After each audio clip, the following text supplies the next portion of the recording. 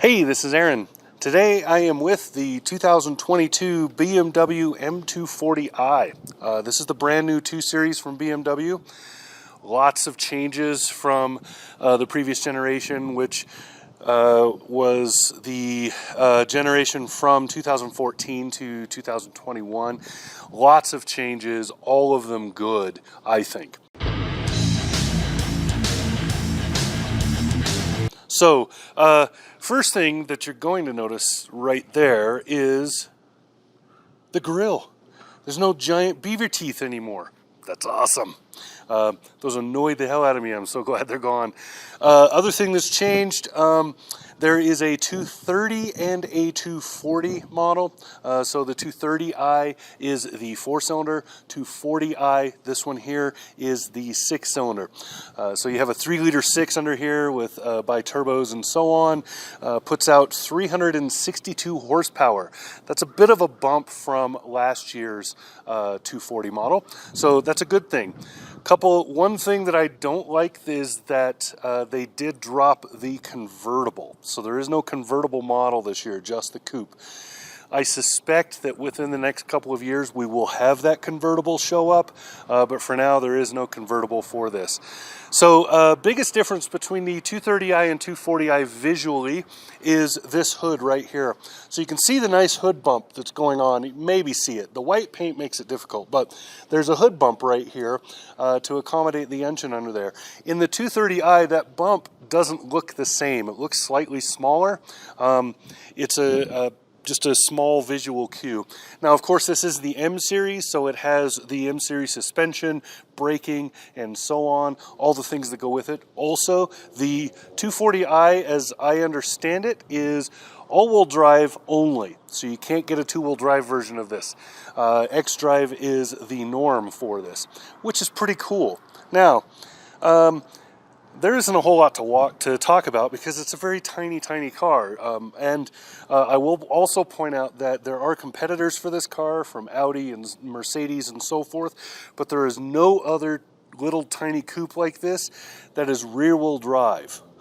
All of them are front-wheel drive based. So this rear-wheel drive makes a big difference in how it handles, especially with the all-wheel drive. The all-wheel drive on the 240i is tuned way towards performance and much less towards like bad weather and stuff. So the all-wheel drive is really biasing most of the time to the rear wheels, and it feels really good.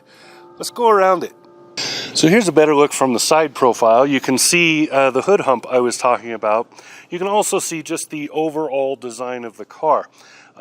It's a really pretty and very classic coupe. You will notice from the previous generation that the roofline is a little more rounded. It is a lot less flat. The generation before had a less pronounced trunk and a more deeply curved cabin area. It was shorter. This is a little bit larger. They have made it slightly larger, and I think it's better for that. The back seats are still, insurance purposes only. You can get children back there, maybe. You could probably get your dog, but you really can't seat adults in the back. The trunk is a decent size. We'll get to that in a minute, but I'm going to walk into the picture here so you can get an idea of the size that we're talking about. The door locking and unlocking thing is a factory setting that I never changed. When you walk away from the car, the key gets far enough away, it automatically locks. So anyway, the hood bump that I was talking about is right here. There's kind of a boat prow line right there that makes it, and then you have another line. There's another small, very subtle hump happening right here between these two, and then this to create the fender. And it's a really good look. I really like. There's a line right here that's just below this opening for the hood, right? So the clamshell stops right there, and then you can see this line runs along and goes all the way down the body, all the way to the back. There's another line that subtly starts right around here and runs parallel to it underneath. It stops right after this door handle, but it creates that body curvature that you're just barely seeing right before this big crease here, which looks bigger than it is. It's a very small crease, but it's sharp, so it looks pretty big. And then, of course, the running boards underneath. So what that does is it creates this moving silhouette. It creates a very obvious line of drawing. So if you were an artist drawing the silhouette of this car, you would obviously do the roof line like that, and then you would run that line there, and then the bottom with the wheels. So really nicely done. It's a very simple but very effective way to design a car to look really classic without, well, without being classic, right? This is brand new. So you can see the wheels down here. These are wonderful wheels. I really like the look of them. There's 2 or 3 options. These, I believe, are the M series wheels, and then there's a couple of options for the standard models as well.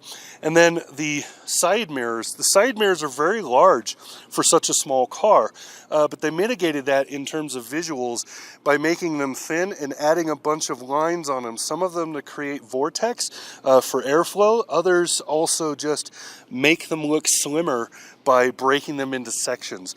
So these mirrors don't look as big as they are. They're pretty huge for such a small car.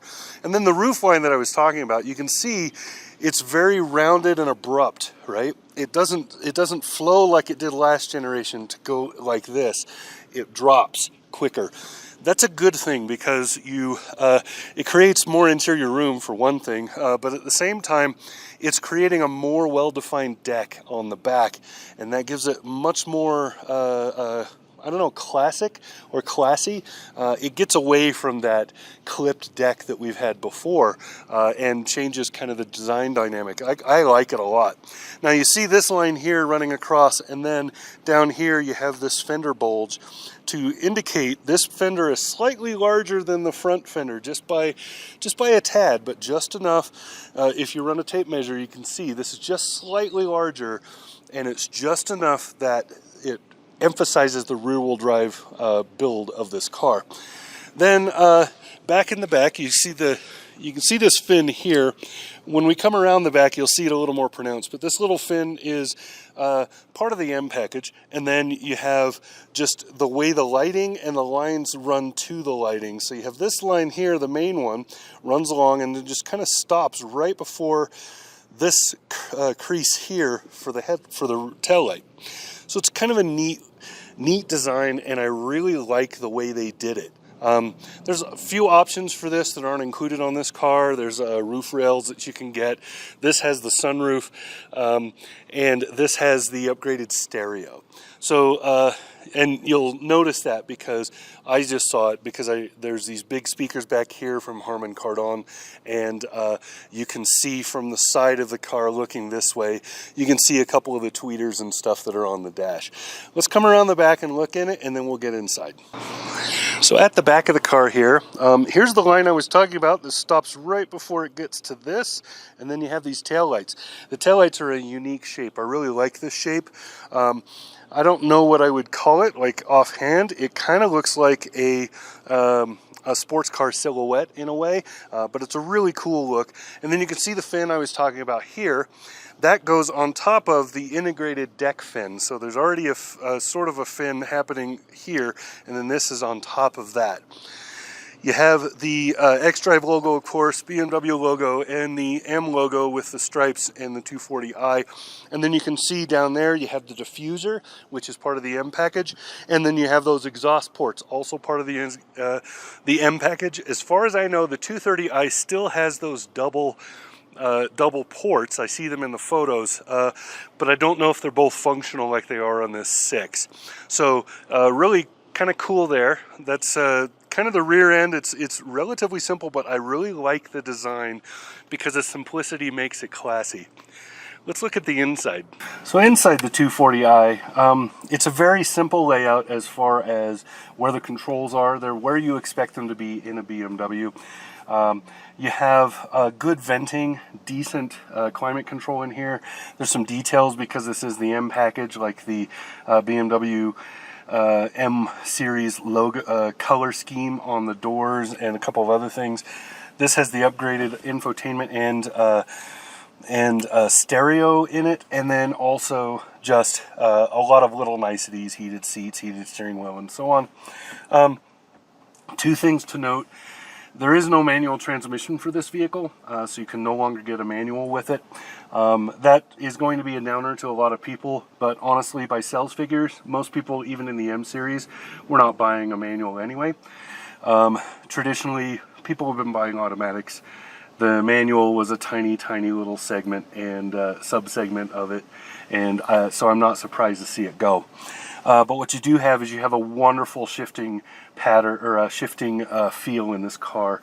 It's very, very aggressive. So you get lots of RPM when you want it, and then you get nice, simple fuel economy when you don't. EPA rates this, I believe, at 29 miles to the gallon. Most of us driving it around like regular people will beat 30. I managed to get 30.5 in my highway loop, and I wasn't trying that hard. I wasn't hypermiling or anything. That was just regular driving. So that's something that's worth noting. Other things about the interior, I really like the leather. I really like the dual tone that they have going on. So they have like the red leather around the doors and on the seating, and then they have black pretty much everywhere else. The black is all textured. There is no flat, cheap plastic in here. That's a good thing. And then the felt for the roof is nicely done. Good sound dampening in here. I have two complaints about the drive quality. The first and biggest one is I don't get much feedback in the steering wheel. Most of the driving, most of the feedback that I'm getting is through the pedal and then just the feel of my body. Getting very little as far as the steering and other feedback when I'm driving. That's not to say the steering is too light. The steering is just fine. It's just that there's no feedback from the wheels to my hands when I'm driving. And that's kind of a bummer. It subtracts from the experience a little bit.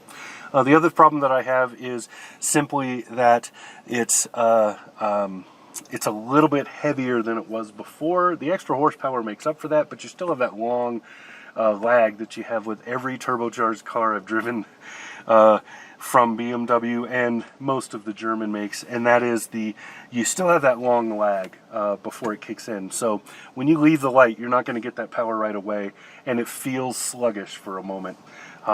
That's kind of a bummer, and I really wish that car companies would have figured out by now how to fix that. I've noticed in some cars it's gone, but anyway, that's a complaint that is across the board in the segment, so I can't really say it's only for this car.